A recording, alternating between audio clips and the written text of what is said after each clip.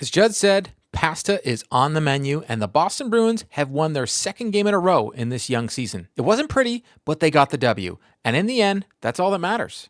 Matthew Poitras was the best player on the ice, and the fourth line continues to impress.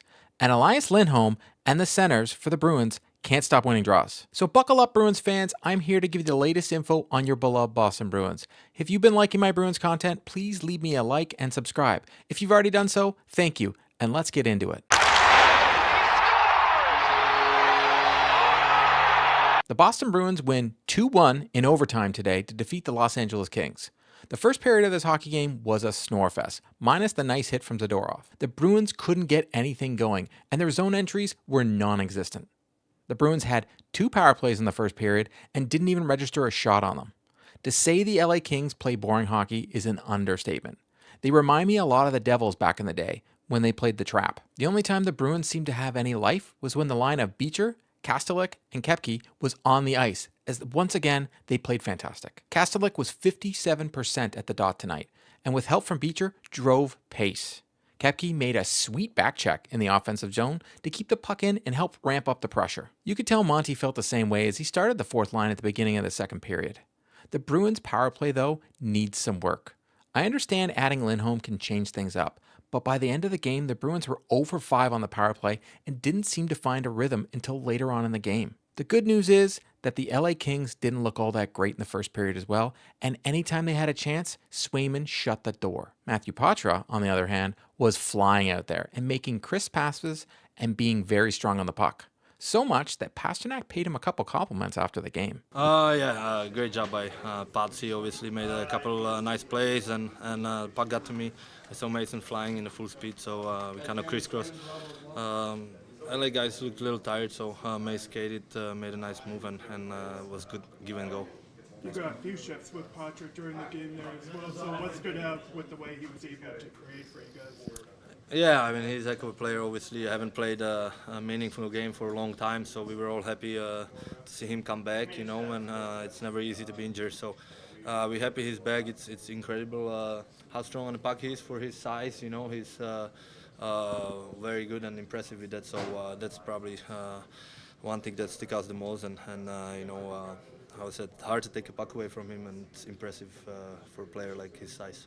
The second period was a lot like the first, where neither goalie wanted to let the other team score. But Swayman stopped the first shot on a rebound, it pops out, and the Bruins defender falls on him, and the puck's in the back of the net, making it 1-0 for LA on a Trevor Moore goal. Swayman had absolutely no chance on this goal. He had been playing a lot better today than the game against Montreal and looked calm and collected in net. He was squaring off shooters and directing rebounds away in the corners, or he was covering it up when needed. Not too long, though, the Bruins answer right back when Marchand steals the puck from an LA defender, skates down the ice, and blasts one at Kemper.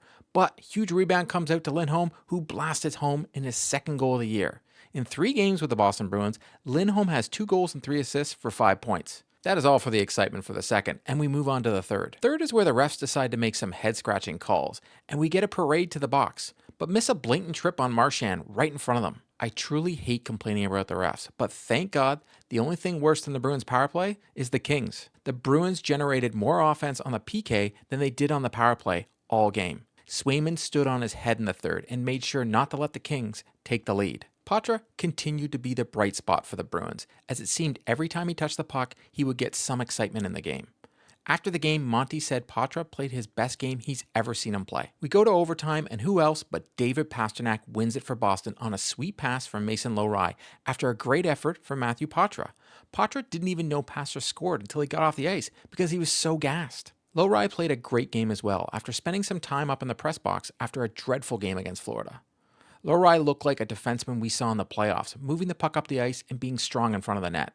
The Bruins defense did a lot better job at taking the man in front of the net and giving Swayman clean looks to stop the puck. Swayman ended the night with 33 saves and was first star of the game, and he was excellent, and I'm hoping he's back in his groove. Pastrnak is now 5th all-time for game-winning goals for the Boston Bruins with 61, and Marchand is 4th with 77. Even though Swayman was first star, I felt the star of the game with Matthew Poitras. He'd been off for 8 months and comes back and plays exceptional, and his teammates noticed. He energized the Bruins and was the spark all game when they needed it, and kept pushing and pushing and pushing pace. You could tell Monty thought so too, putting him out there in overtime.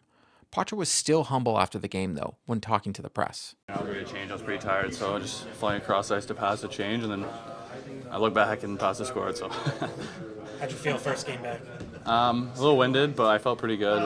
Legs felt good, at the start of the shifts, end of the shifts. I think maybe I just got to keep it a little bit shorter. First game in a while, haven't really played, so I felt pretty good. Monty was impressed with your transition to defense when you needed to. Was that a focus for you at all? Yeah, I think for me it's just getting in those habits of reloading and stopping on pucks and just being in good spots. I tried to keep it simple and reload and play the right way tonight. So yeah. What does a game like that do for you as kind of a jumping off point when you haven't played that long and to play as well as you did? It definitely builds the confidence, and I'm hopefully get the conditioning back a bit better than it was tonight, and play the whatever minutes are given to me, and just keep doing my thing. What do you think of playing with Frederick and Brazeau and maybe the dynamic you bring to that line? I think it's three guys who can hold on to pucks and make plays. So it's just having Fred and Braz, those are big guys. Being able to just cycle behind the net and knowing that they're going to come up with pucks and keep plays alive. It's really nice to play with those types of guys.